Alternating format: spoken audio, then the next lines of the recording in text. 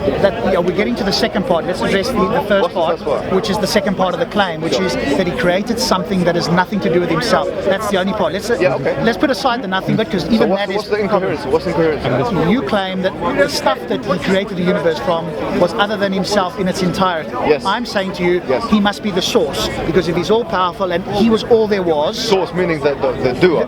Correct. Not only the doer, but from whence the material came. If we go back to our Socrates example, Socrates, all men are mortal, Socrates is a man. The connection is clear, that all men are mortal and Socrates is a man, okay? So therefore, the first category and the second category, there is a similarity between those two categories. Therefore, Socrates is mortal.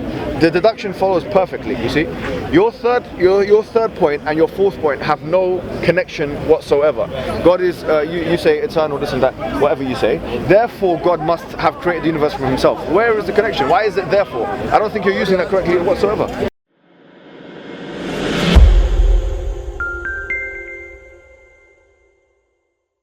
My reason for coming here, I think there's a few reasons actually. The first reason is that I think there's obviously a really bad press from an Islamic perspective. It's the very bad press of Islam. So what I've come here to do is to sort of undo a lot of that. Truly, without sugarcoating it, without lying about it, and without watering it down, giving you the actual Islamic opinion on things, and giving people, like, seriously, genuinely, the narrative that we believe is the complete worldview. We believe that the Islamic worldview is the complete worldview. So from that angle, that I come here just to express that, let people have an education of that, understanding of that more like, and then they can make a decision as to how they want to have an interaction with Islam. Whether they want to embrace Islam, to become Muslim, whether they want to remain as whatever they are, but now they've understood what Islam is, or anything else really. Cool. Are you a person who's got a either absolute or very high certainty that what you believe is true, or are you sort of more open to science or other things changing your mind? Okay, so the concept of truth, I believe in objectivism, or I believe in objective reality. So I do believe that Islam, as a world system, really is the truth. Within Islam, there are things that, like different jurisprudential opinions, which I can't be too sure about. So there are different opinions within Islam, I can't be too sure. But the idea of Islam, in and of itself, I am completely sure about that, completely confident about that. So yeah, and not from a philosophical point of view, I guess, just from an internal certainty. Because you obviously you've studied some philosophy from what I hear when you talk, isn't it? So you wouldn't proffer that as a philosophical point, would you? That you've got absolute certainty. Well, to be honest with you, it depends on how you define philosophy, right? Because philosophy for me are competing ideas of how to understand the world, right? So I would say that you could posit this as a philosophical standpoint. I personally believe that Islam can be arrived at if you basically do a kind of deduction. So depending upon the deduction you do, you arrive at certain points. Well, you've got to do induction to get there. It's not automatically deductive, otherwise we'd all believe it. Indeed. So induction and deduction work together. Sure. So I say my point is that actually there is a rationale to Islam. And you could even call it a philosophical rationale. I'm not saying that Islam is philosophy. Islam is not philosophy, right? But I'm saying that there is a deductive, logical rationale that people use to can arrive at the Islamic answer, or Islam as the true answer. Cool. All right. Let me ask you something that I've had trouble getting a good answer, and hopefully you can give me some kind of an answer. Yeah. It's about the universe type of thing. So you believe, I'll summarize and tell me if I've got your position correct, because obviously I want to make sure I don't strawman your position. You believe that God is omniscient, all-powerful, eternal, infinite, and created the universe from nothing. Your version of nothing is absolute nothing. In other words, the absence of everything or anything. And then further, this creation is in every way completely separate from and couldn't be part of God. Would that be accurate? That's true. There's two things I'll put to it. Allah refers to himself as Badi'a as-samawati wal ard. In the Quran, from a Quranic perspective, Badi'a meaning he created it literally from nothing, and that Allah was and nothing was, there was a time. But one of his attributes is that he's al-Khallaq, which means that he is constantly creating. So long as Allah has, and He has always existed, He's always been created. Yeah, so His being a creator means that He always creates. What does He create other than the universe? So things within the universe, for example, things that we can't see within the universe, etc. So would that not be where He created the universe initially, or are you saying that He does additional things? No, is it no, not yeah, all exactly. at the moment of creation, or is there additional things He's doing? Exactly, that's a good point. So we don't believe that the universe was the first thing that God created. Oh, okay. What do you think is the first thing? So there's a difference of opinion from an Islamic perspective as to what was the first thing that God created, and this can be found in some of the works of the Islamic exegetes and scholars. Some say it was the pen, some say it was the tablet, which are basically this tablet. These are material things, I'm guessing, is it? They're material things which can't be comprehended by us. We can only understand the tablet from what we know as a tablet now. Yeah? So if I get you a tablet, like a stone tablet, you say, okay, what's that? It's a tablet, right? Yeah. But from the Islamic perspective, it is literally a place where everything everything is entrenched or codified of what was going to be in the future. So this was prior to the universe? Prior to the university. So there are things that existed before the university. Where did these things exist? In some other universe, or where did these things you're talking about? So that's a good question, and to be honest with you, from an Islamic perspective, we don't believe necessarily in one universe. Ah, okay. We don't believe in one universe. Right. So, and my evidence for that is that Allah subhanahu wa ta'ala, God says in the Quran in many different places, for example chapter 67, in the first 1 to 5 verses, and chapter number 39 as well, so 38, 39. I'll take your word for it, I don't have it with me. He says that Allah created the sama' al-dunya bi-masabih, so He created the heavens of the world, the heavens with stars. So, and He created seven heavens. So in other words, this can be interpreted as, and this is what I go with, that Allah created 7 universes, or 7 universes that are similar to the universe that we live in. Okay, you'd probably be at odds with some Muslims, I'm guessing, who wouldn't kind of have that. No, most people would say that. Would they? Yeah, most people would say that. Because I've never heard another Muslim say that there's 7 universes. Most scholars would say that. Because clearly from exegesis perspective, because it says Sab'a Samawatin Tibaqa, that they're one above another, that they're overlapping each other. So these universes, the universe that we live in is Sama' al-Dunya, or Sama' al-Ula, which is the first heaven. How do we know that? Because the Quran says that we have certainly adorned the heavenly where we live, Sama' al-Dunya, the heavenly sky, with stars. So everything we see where stars are present is the universe. Yeah. So with the 7 of such universes. I guess I'm questioning why you would equate heavens with universe. The word sama' in Arabic means sky. Yeah. So right? why would you equate sky with universe? Well, the word universe, I mean, think about where the word universe. It's a very big difference, isn't it? Or do you not think not so? Necessarily. No. So these words are these are syntactical, lexical phrases that we're using, yeah. But what we know is that from an Arabic perspective, sama' is what is above, yeah. So everything that is above us that contains stars is what we would consider the first heaven. And that includes galaxies and other things that they wouldn't have known about at the time and isn't talked about in the Quran. Like galaxies? Yeah, they wouldn't have talked about that in the Quran. Well, I mean, because we didn't even know that prior to, I think it's Einstein, Einstein or Hubble. They all thought it was a static universe, and we couldn't see outside our galaxy. Well, I'll tell you what it says in the Quran actually. It's an interesting question. It says, فَلَا أُقْسِمُ بِمَوَاقِعِ النُّجُومِ وَإِنَّهُ لَقَسْمٌ لَوْ تَعْلَمُونَ عَظِيمٌ. It says in chapter number 56 of the Quran that Allah makes an oath with the place, not only the stars, because He makes oath with the stars, but He says in chapter number 54, He makes an oath with the stars in chapter 54 verse 1. But in this chapter, in chapter number 56 of the Quran, in Surah Al-Waqi'ah, He says that فَلَا أُقْسِمُ بِمَوَاقِعِ النُّجُومِ. He says that certainly I make an oath with the placement of the stars. Not the stars, but the placement of the stars. So I'm not saying that it talks about galaxies or whatever, but it talks about that, because in the same verse it says وَإِنَّهُ لَقَسَمٌ لَوْ تَعْلَمُونَ عَظِيمٌ. And certainly it's an oath, if you knew, it's a massive oath. In other words, not only is the fact that there are stars in the universe an amazing thing, but according to the Quran, the placement of those stars is also an amazing thing. Right, but we know naturalistically how they go. I think that'll go down a different path.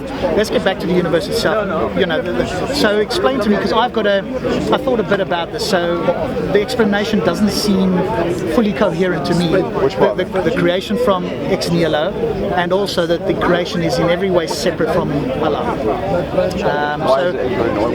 So let's do the last part first. If you agree that Allah was all there was prior, He's eternal, infinite, all-powerful, etc., He created the universe, correct? And you say created from nothing. How can you then say that there were things there before the universe? Yeah, so did He create the universe from those things? What I want to understand is what did He create the universe from? If not from Himself in some way. In other words, the only coherent explanation appears to be that this universe is in some way from Him as source. I see your point. Okay, this is quite what you would call in logic a false analogy. And I'll tell you why you're making this false analogy. It's what we were saying before. And it's the same one another person that I was debating made. It's a false analogy for the following reason. Yeah? Basically, we have to understand that we as human beings, in the realm that we're living in, we are basically constrained by our five senses and our experiences. Yeah? We have obviously laws of physics that we are dictated by in this universe. If we go above and beyond the universe, we cannot take for granted that the laws of the universe or those universes are going to be the same as the laws of this universe.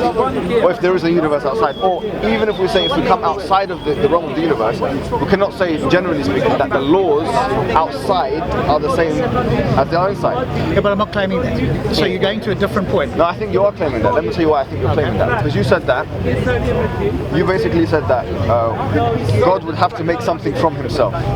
That is based on your induction or your experience in this world, that something must be made from something. Okay, but what I'm saying is that outside of the universe, you have two things which you have no knowledge of. One of them is, we're saying, if we take for granted that God exists, is God. And the second thing is that outside of the universe space, yeah? So you cannot make that false analogy and say that basically what exists within the universe must also have the same effect outside the universe. I'm not saying that. Listen again.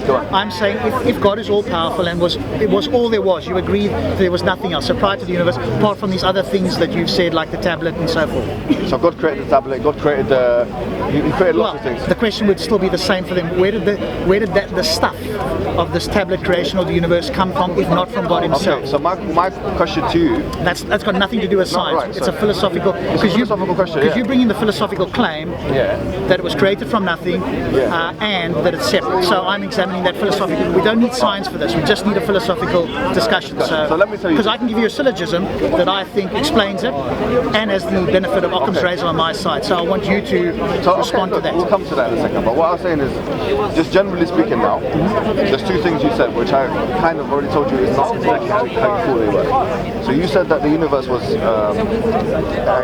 created from nothing as the first creation by God. I said that actually, that according to our narrative, that there were things prior to the universe that were created. Yeah? Okay, but that's beside the point. I mean, you're the first person who's ever told me that. Yep. No other Muslim has ever talked about that. So maybe you're a lot more knowledgeable. That's fine. I can call you that's sort of an issue. It's not an issue. Like, so cool, but that doesn't address the point. So let's put those aside.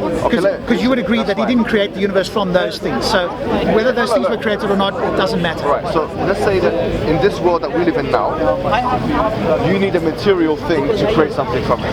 So if, for example, the phone that I'm holding or the camera that you're holding, it has been created from X amount of materials. Yeah? You would not think in your brain that that camera created from can be created from nothing by nothing. Yeah? So that's fine. You can have that. What I'm saying is that if you take for granted that there is an entity outside of the universe that is all powerful, all knowing, and has the ability or the creative capacity to do things which... You have an issue with that's one. Yeah, we'll do that in a second, inshallah. So hold. You want me to hold? Oh, you need to pray? Okay, we can do that.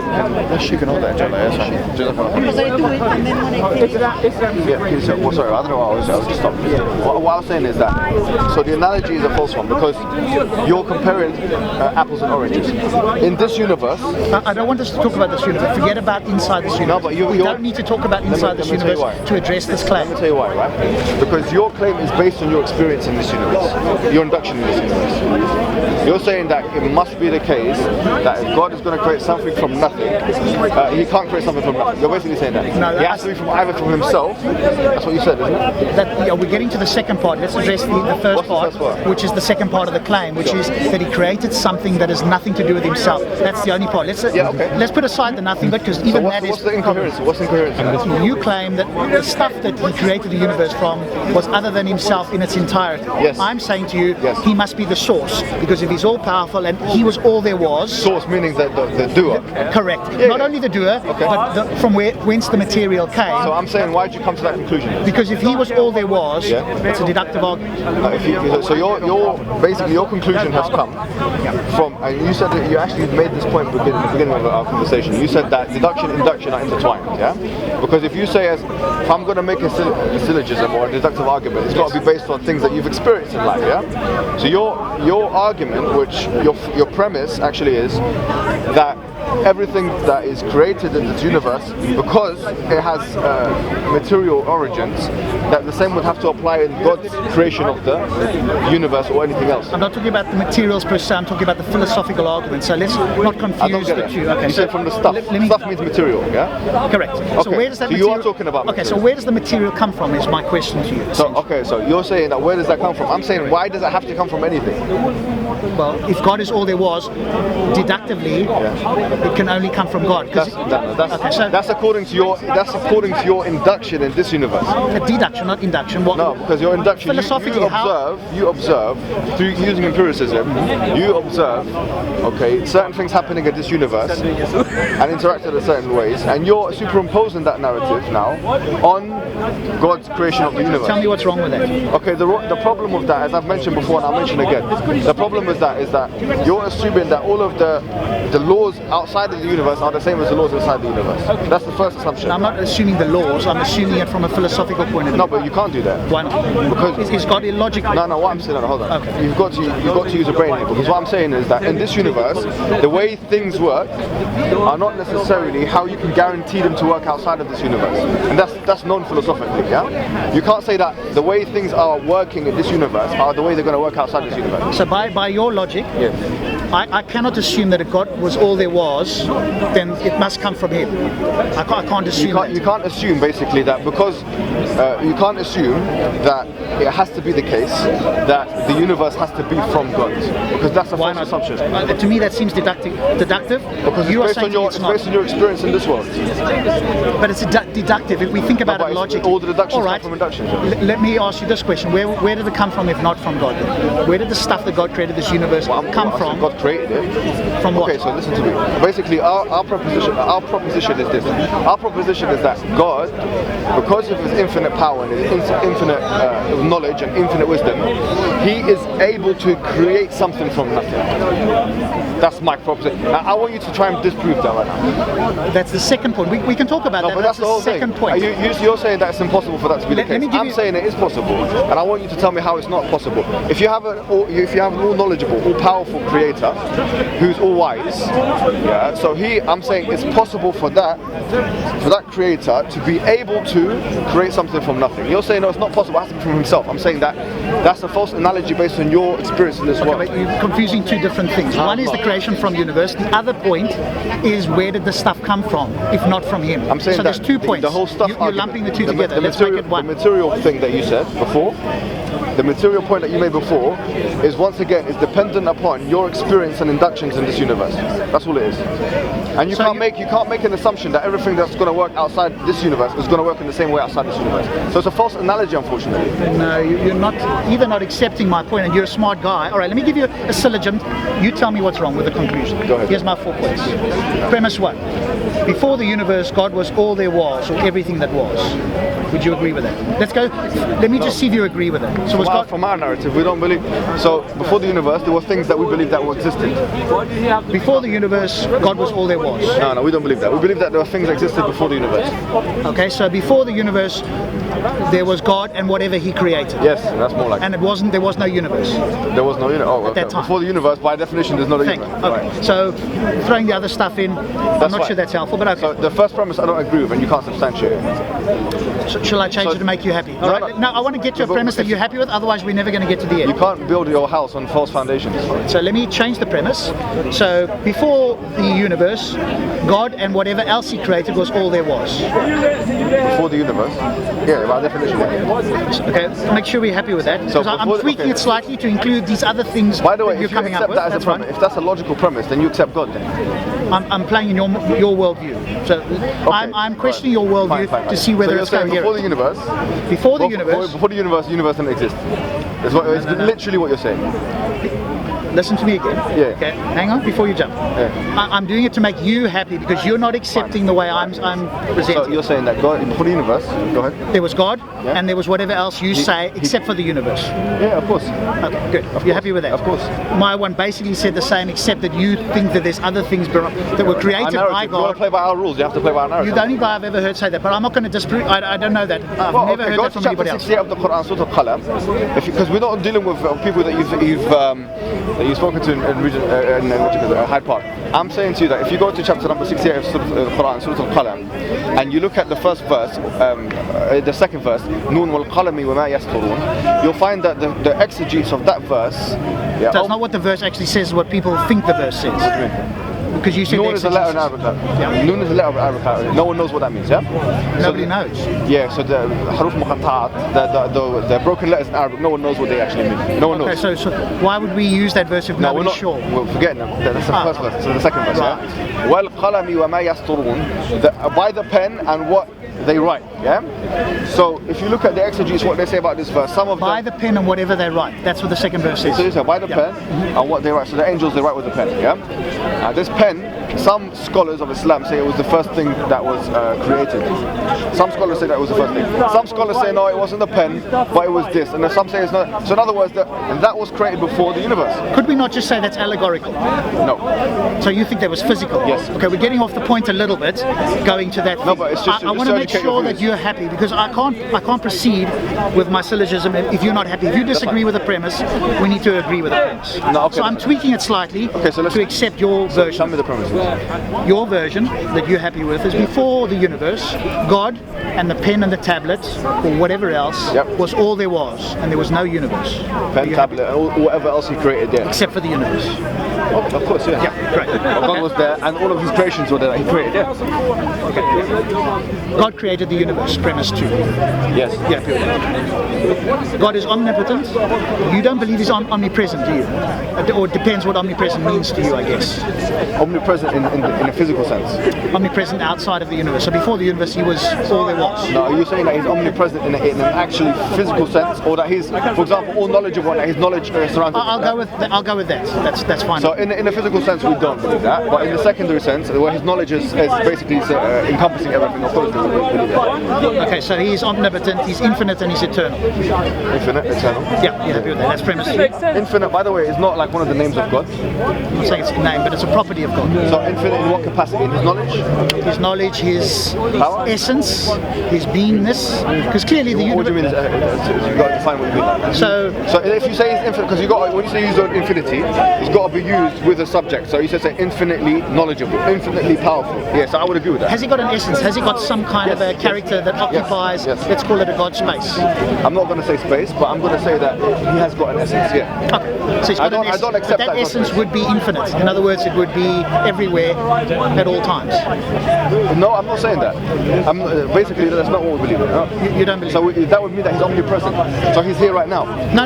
Let's say he's outside of the universe. I'm quite happy to accept that he's outside the universe. Okay, fine. But the essence of him, his essence, is everywhere outside the universe, not just in one place. Look, I mean, the thing is, you're using, this is a really big problem, yeah, with your premises here. You're using the word place outside of the universe context, yeah? So if you're using the word place outside the universe context, it would have a different connotation. We don't know what that means. So if you say the word place in the universe, we know what that means. It's direction, three-dimensional. You go up, down, left, right, yeah? Outside of the universe, that word place has different connotations now. Yeah? Why would it not be in some way similar? So we can't say that we are not allowed to say as Muslims that God has a space or that he occupies a space. But his essence occupies infinite space outside of the universe. I wouldn't even say that. I would just say but why that God not? is transcendent. So I wouldn't say that. I would say that God is transcendent, meaning that he's above and beyond his universe, but that he's not necessarily. I wouldn't agree with the usage that he occupies a space. We don't believe that he occupies a space. Okay, you're reducing it down to an occupies a space. Yeah. I'm saying that his essence occupies all of whatever outside of the universe. Whatever there is outside the universe, that essence occupies all of it. No, look, with this, I'll tell you the truth, yeah? As Muslims, we are only allowed to stick with the textual evidences, yeah? I agree with that, but So your phraseologies here are not in line with, number one, what the Quran is necessarily saying, and number two, what the scholars of Islam have ever said. So, from either of the schools who claim to be Sunni Muslims. So I say to you that let's stop at the point where you said that God is all-knowing, all-hearing, and that He was with His creation outside the universe, and everyone else He created things outside the universe, and that He created the universe. That's your second premise. This whole thing of omnipresence. So if you say that God is knowledgeable everywhere, that's fine. We accept that Himself is everywhere. That's not what we accept. Okay, but how can His knowledge be everywhere if His essence isn't? Why is that a contradiction? No, well, I'm asking why do you not include essence then? Because that's not what, from the Quranic narrative and from the Sunnah narrative, that's not what's been included. That's not the way God is. Okay, but if we just look at it from a philosophical point, no, we don't. No, that's not how we. So where the Quran and philosophy collide, then you just go with the Quran. The way it works is the way it works is. Basically, I explained this to people before. I think it was other people like atheists and stuff like that. Yeah? We say that there are only certain things. I accepted that there are only certain things. I agree, actually, that there are only certain things that can be logically deducted about God. So you can deduce that God is all knowing. You can deduce that God is the start of the universe. But there are some attributes and characteristics of God that human beings have no reason or right to speculate about. One of them is that. So these are the attributes you get directly from the text, from the Quran. For you to believe, there is an objective reality in this. So if you believe that the Quran is the word of God, then you'll accept what God says about Himself.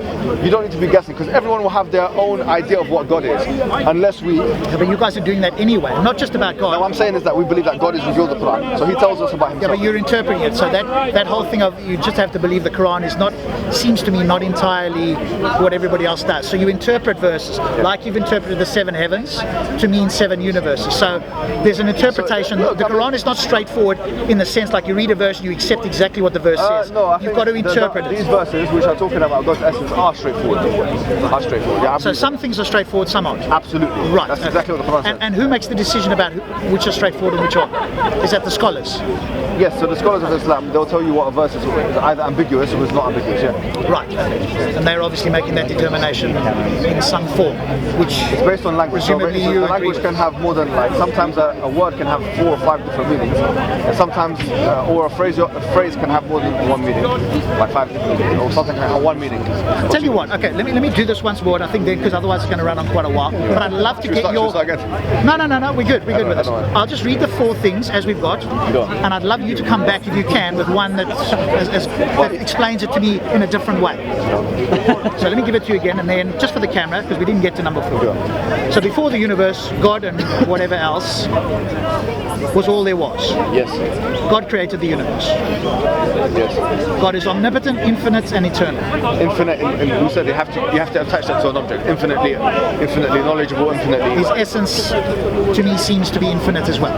We wouldn't. I mean, look. You might disagree with that. I'm not disagreeing with it. I'm not agreeing with it. I'm saying that we basically, when it comes to attributes of God, we can only follow what God has told us is basically how He describes. What I'm asking for you to do is I'm saying it's infinitely knowledgeable. That's infinitely powerful. Yes. So, yeah. Therefore, God created the universe from God's self, or essence, God's essence. That's my 4 syllogisms. Okay, that's fine. My 3 premises But and I don't think, syllogisms. What I'd love for you is to come with one yeah. that counters that so that I can examine yours. So because at the moment, I think we've got an impasse. Do you mind if I say something, Rob? Go ahead. Because I feel like being blunt with you because of your, why not? Of course, perfect. Look, I feel like you don't know how deductions work. Go ahead. Let me tell the camera how deductions work, right? Let me give you a very simple deduction, right? If a deduction is that the premises, so the original premise and the conclusion basically have to link to each other. So if I say to you, look, I'm aware of it. Yeah. if I say to you, all men are mortal. If I say all men are mortal, okay? Aristotle? All men are mortal. Is this Aristotle you're talking now? Yeah. Socrates, I think. Socrates. Yeah. Socrates is a man. Yeah. Therefore, Socrates is mortal. That's a very straightforward example that has been used in all the textbooks of logic. What I'm saying to you is, that the premise and the conclusion, they link to each other. I'm aware of it. What you've just done is you've made 4 separate claims which have nothing to do. 3 premises and a conclusion. Okay, you can't make that's not the way it works. So you have one premise and then the conclusion links with it. So you need to be informed of how to use deduction because you're not using it properly. So if I make 3 premises and I make a conclusion, that's in your world. You make one premise, you have a premise, and then you have a secondary premise that comes from that first premise. It has to lead from that first premise, and then you can have up to 5 or 6, you get up to whatever you want. But your conclusion has to naturally follow from those. Correct. You can't say that, okay, God, I don't see the link at all between your third premise or your third point and your 4th point. Dead, yeah? That's cool, that's cool. You just do it with yours. Yeah, and I've got it on here anyway. Yeah, that's cool. Do you know what? You just download it on your one. Yeah. And then I'll just take it from your website. Continue. Yeah, that's fine. Alright. I'll give you permission. You thanks, man. Alright. It's on camera. I've got it here, and I'll give you. You can take it from mine as well if you want. Thanks, man. I'll put this up unedited from the time we started. Right. So what I'm just to sort of what you've just said there was you've listed 3 or 4 different things. Yeah. They don't work in that. Unfortunately, they don't work in that deductive way that you propose that they do work. So you've misused logic. You've just basically made 4 different statements without knowing one of them sometimes hasn't even had a connection with question number 2. Where's the connection between the fact that God created the universe and the fact that what's your third problem? Is it a 4th problem? There we go. Have a read so that it's easier to see if you see it. Look, God is a big project. Extra one today. Okay, fine. I'll take that out just for you. Infinite, you said that it has to be put in the object, and eternal. I said, once again, it has to be put in object. Therefore, God created the universe from God's self, from Himself. So you said, therefore, God created the universe from Himself. So where is the link between 3 and 4? Can you explain to me what the link between 3 and 4 is? Okay, so why does it follow? Okay, so it follows from all of them. If you put all of them together, are you saying that if you put all premises together, you can't have a? Okay, so what I'm hoping you will do is tell me where the error is, not the form of the error, but where's the content error in this. All right, so if we go back to our Socrates example, yeah, Socrates, all men are mortal. Socrates is a man. The connection is clear, yeah, that all men are mortal and Socrates is a man. Okay, so therefore the first category and the second category, there is a similarity between those 2 categories. Therefore Socrates is mortal. The deduction follows perfectly. You see, your third point and your 4th point have no connection whatsoever. God is you say eternal, this and that, whatever you say. Therefore God must have created the universe from Himself. Where is the connection? Why is it therefore? I don't think you're using that correctly whatsoever. It doesn't make any sense. Why is it therefore? You have to explain to me and the rest of the people here. Why is it there? Why does it follow? Because God is actually I think that it's a contradiction, because if you're saying God is, if you accept, because in your third premise he actually accepted that God is all powerful or something like that, or infinitely powerful, yeah, because you said infinite could be used to power and to knowledge. If you accept that God is infinitely powerful and infinitely knowledgeable, then you should be able to accept that God can create, it's a possibility that God can create the universe from nothingness. If you're saying no, then the question is, why are you calling Him all powerful in the first place then? Because I'm using your worldview and I'm interrogating to see, does this make sense? Is this I'm telling you it makes perfect sense, but the way you haven't supported it, I guess that's my thing, and I'm trying to give you an easier way. What you've done here, you've taken for granted that God is actually, so let's say for example, if we take for granted that God is all powerful, yeah? Yeah. that he has power over all things, that he's all knowledgeable.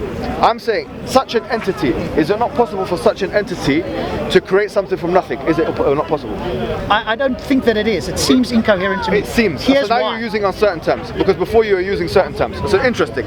What I'm saying is that is it really a dichotomous answer? It's either yes or no. So either if you have an entity here that's all knowing, all hearing, all powerful, is it possible for such an entity to create something from nothing or not? Okay, so let me ask you a question just to make sure I'm clear. I want to get your answer first. If you don't Well, mind. I need to in order to get clarity. Right, fine. Was there nothingness at the same time as God? Because obviously you're saying that would make that is a contradiction in terms. So at some there was God, and then at some point there was a bit of nothingness that He created the universe from. Would that be fair to say? What are you trying to say? So you see, if there's nothingness and God at the same time, that's a contradiction. You agree? in terms, yeah? You say to me that nothingness is the absence of everything, including God. I didn't say that, but that's your definition. I don't mind. All I'm saying is that, for example, Is that okay?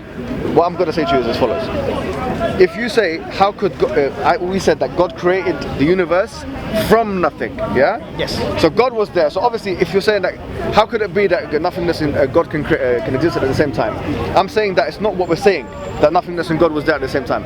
We're saying that instead of using materials as we would have to in the context of our worldly sphere, the universe, to create something, God had the capacity, the ability, and He did create the universe, without such material. And I'm saying, what is the contradiction in believing that God is all powerful, all knowing, and that He could do that, and He did do that, and the fact that the universe didn't come from God Himself? What's the contradiction in that? To me, that's incoherent. Okay, to you, that's problem. So subjectivism is coming along. I'm happy with that. So now we've moved away from your deductive analogy or syllogism. I don't think so. No, you have, because the whole point of a deduction is that it attempts to create objective reality. So now you're saying it seems. You've used the word seem. To me, these are all subjective terms. You can't use subjective terms to come to objective conclusions. So now you've said. Do you want to speak to me, or are you going to lecture the audience? So I'm just looking at the camera. Okay, well, speak to me. I apologise. I hope you're not offended by that. But I'm just saying that. I should choose not to be offended. It's a choice. No problem. Anyways, do you see the problem? Explain to me how this is possible, because you're making an ontological claim. I want the epistemology. How does this happen? I can give you an epistemological, as I have done. I can give you an explanation. I want the explanation of how God can create something from nothing, and also that this something is separate from God. That's the epistemology that I'm looking for from you. I've given you mine, which you kind of don't accept, but the epistemology, even if I change the premises, it would make sense. If that's your argument is not that the content is incorrect, you're saying the premises from a validity point of view is incorrect. There's two different things. One is the validity, the other is the content. You've used two words incorrectly now. So I'm gonna have to ask you what you think they mean. So what do you think epistemology means? So how does something happen? So epistemology is the theory of knowledge. Ontology is the theory of being. Right? What? Yes. All right. So the what and the how. So I don't see where epistemology really has anything to do with what we're talking about. We're talking about each premises, yeah? You've given me one premise, the second premise, the third premise, the fourth. I'm saying that the third one doesn't link with the fourth. It has no relationship with it whatsoever. It's like saying, let me give you a false, basically it's a perfect example of how not to do logic. Can you repeat what the third one is again? He said that because God is infinitely powerful, etc., infinitely knowledgeable, that must mean that the universe came from Himself. Why does it mean that? I'm taking all three together. And by the way, I'm happy. No, but the third one has to directly link to the fourth one. All right, so I'm happy to change the premises around, and I will still come to the same conclusion. Okay, then do that. You have to prepare. You have to prepare that, and then you come. You can't just say I'm happy to do this and then not have anything to present. Well, I'll do it for you now. Do you want me to? I don't mind. Go ahead. But just beware that you're doing that, because if you change your premises, that's an admission that the previous premises were incorrect or incoherent. So you're admitting that. No. Hang on. You weren't accepting it. Pardon? So he's trying another argument. Yes. No, I'm not accepting it. But if it was a logical argument with deductive capacity truth, then it shouldn't have been that I can't accept it. He should have been able to hammer on and say, look, actually, you're wrong, and this does follow from that. And what if objectivity doesn't exist? And by the way, please don't put me on camera. I'm pulling him. That's cool. Hang on a sec. Let me finish, and then you can take over. Sure. Yeah. I'm going to just change it for you, because to me it makes sense. But I'm fine. I'm going to be very charitable and say that I've got it wrong, and I'm going to accept your criticism. Okay. So I'll change it. So before the universe, God was all there was, and He was omnipotent, infinite, and eternal. We don't believe that. We believe that there was something. You believe that. So no, but you're playing along. You're playing along with my narrative. Can you be charitable and grant me that? No. Sorry. Okay. Does it make a difference? No, Okay, I'm being sorry. If your assumption is that we play by the Islamic narrative, you have to play by it properly. Do you see what I mean? Does it make, okay, so here's a way to see whether you're being charitable or not. Does it I don't make want to it, be charitable. You don't want to be charitable, No, so you don't want to have because truth is truth, isn't it? Like Yeah, but when I can't change the truth to be charitable. I'd love to be charitable too. You're a nice guy, but I could be can't- uncharitable when you have an argument. I want to give you the benefit of the doubt and see whether it plays out. No, but I just want the truth to prevail, though. So I can't be charitable. Mohammed, and does it sacrifice make a the path of the truth difference? so you can be happy. Does it make a difference to the argument whether he created this pen and this tablet as to whether he created the universe? Does it make any No, difference but at all? if you make a premise, it has to be a true premise according to. Because if you're saying, because you don't believe in God, right? So if you don't believe in God, I'm stepping into your worldview and say, does what you say to me make sense? If you step into my worldview, you have to take it with its fullness. You can't take it in its partial reality. You have to take it in its fullness. I'm saying that we don't believe that the universe was the first thing that God created. All right, give me the things that he created. Just give me a couple of them and I'll include them to make you happy. It makes no difference in my So world. a couple of them. The pen and the tablet. Are you happy with that? The pen, the tablet, the arsh, which is the throne. Yeah. Is that good enough? Okay. Some of the things. Yeah. Some of the things. Before the universe, God was all there was, plus the tablet, the pen, and the arush. Are you happy with that? And others, maybe. And others. Are you happy with that? Angels and so on. Angels and so on. So many things. Yeah. But they're all a part of God, aren't they? In some Not sense. part of God. Not a part of God. No. This is our, Separate of God that Separate existed yeah, before the universe. which is what I dispute. yeah, But okay. anyway, and part of that same premise to make you happy No problem. is that He's omnipotent, infinite, and eternal in whatever way you but want to accept we said that eternal has to be attached to a subject. So if you say he's eternally knowledgeable, or he's infinitely knowledgeable, you see what I mean? Eternal by itself is not one of the attributes. We don't. That's not even a name. You can't say that. So we have to say eternally what? Eternally what? Eternally knowledgeable, and He's infinite, and His essence is eternal. Pardon? It's El Mudim. He's eternally existing. Right? There is Yeah, no. El Hayy is even there, right? El Hayy, yeah. But eternally existing is fine because now you're putting the word existing in there, so it'll make sense. Yeah. But eternality, that's not even a word. Being eternal. Eternal in a life sense, yeah, makes sense. Perfect. Let's go with it. Yeah. Should we try again? Yes, sir. In terms of time. So before the universe, God plus the pen plus the tablet plus the other things was all there was. And He's omnipotent, eternal, infinite.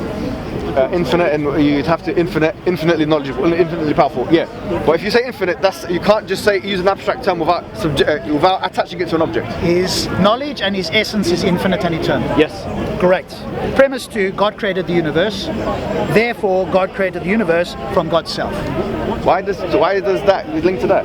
Right. Because God plus these other things was all there was. There was no universe. Correct. So, okay, so your presupposition is that an eternal, in your words, but not obviously we have different terminologies. This God that we've described cannot possibly create the universe from without these stuff or these materials. That's your proposition. That's your supposition. My conclusion is that in some way it came from God as source. So you're saying that it's not possible for it to be anything other than that? I'm saying it's incoherent for it, and if you want to make it coherent, you give me an explanation as to how that can happen. No, it's I'm not giving you an incoherent. explanation. So- How far can it's a one-to-one discussion? Kind of, yeah. One-to-one, you're filming. I mean, advertising on Google. go on YouTube, my channel. How much can you understand creation? How much can you jump up your body and to understand creation as a whole? What's the I don't get limit the question. that you understood it right now? Can you be the tree? I can't build a tree now. All right, Go on, just to sorry. finish. But you can have the conversation further, so I can finish the video. The mind of God should be one. Understand? All right, you can take over in a moment. Ask him what he understands. It's 1% of the creation. Yeah? Okay, yeah, I get you. Okay. You might be 5%, yeah? Yeah. You understand Yeah, I that? get your point, yeah. So 100% will be like minds of the God, yeah? Okay. Which is not God. It's Oh, the yeah, so you're Father. saying we're all in. I agree with that. That's a good point. The Father. No, it's a good point, yeah. There are many gods. Okay, yeah. If everyone are in this to each other, you understand? No, you're right. You're a good point, yeah. There's a Many Father gods, you say. created- Did you say many gods? Do you want to step in, sir? They say many gods. Oh, no, I don't agree with that. I didn't hear what you said. Sorry. Go on. Creator, the Father. Yeah, we're having a discussion. Go on, bro. Right. All right, so What you just said. to finish off with, I think we're going to disagree, but what I'd love you to do on the camera is just to give your conclusion as to why you disagree with those two premises now, change to two premises, now conclusion, and if you disagree, what is your explanation? Okay, so once again, I hate to say it so crudely, but I think that you have misused the principles of logic logic to come to a false conclusion. And I think an atheist would agree with me if they really know. If an honest atheist knows logic and they listen to your premises from 1 to 4 or your points, they'll say it doesn't follow and you shouldn't have made that argument. Well, I disagree. Okay, that's your point. No problem. You shouldn't talk, you understand? That's point one. Point two is what I was going to say was, if you think about it genuinely, my question to you would be, is your only issue with the entity that we call the Creator, Allah, or whatever you want to call it, Allah, that it makes no sense in your mind that He created the universe from nothing? Is that your only issue? No, it's the secondary thing, which is this universe that He created, you say is totally separate from Him, and He couldn't have been the source. What's the problem with that? When you say the source, He was the source, not in the sense that if things came from Him. How can He not be the material source? I'm sure you're aware of material source. Once again, so this is a problem. You fall into the fallacy of a false analogy when you say this, because you're saying material source. The only way you can come to a conclusion as to the fact that God needs materials it's necessary for God to have materials in order to basically create a universe, is by making an induction in this realm that you live in, using your own experiences and 5 senses, and then coming to the conclusion. I disagree, and here's why. There's no other way. Unless you assume that. There's no other way. Okay, so this universe, is this made of material? This entire universe? There's more than material. It's physical. But it's made of material. Let's call it atoms for one of a better. Our feelings part of the universe. Feelings. So the stuff that the universe is made of, let's call it atoms. Atoms? It goes even deeper nowadays. Now quarks and whatever you. But we'll call that material, isn't it? No, there's a particle of God at the end down there, which they didn't found it. So let's just say thank you very much. I appreciate it. Let's have another conversation, I think, at some point. Thank you, brother. I think this gentleman wants to jump in here. He's dying to do it. No, you carry on. To see more videos like this, subscribe to Titans TV down below. Thanks. The greatest darky that bite with shark teeth and hate malarkey. Who you? The greatest heartbeat. Ancient Egypt is a Okay, good. So now learn. So majority. Now learn. If you want to learn, let me speak now. Okay, but my question. Now learn. Can I give you my question first? So, how many Christians are there? So you need the quantity to find out what the percentage. We have no idea. Because you don't even understand that racism is a subconscious conversation that's going on in everyone's brain right now, bro. You don't even understand. I think it's a conscious. I think it's conscious. That is why you went to the table, mate. And we're like, oh no, it wasn't actually racist. Okay, when because there's a subconscious conversation already going on, bro. No, a delusion is believing in something which is contrary to overwhelming evidence against it. Like,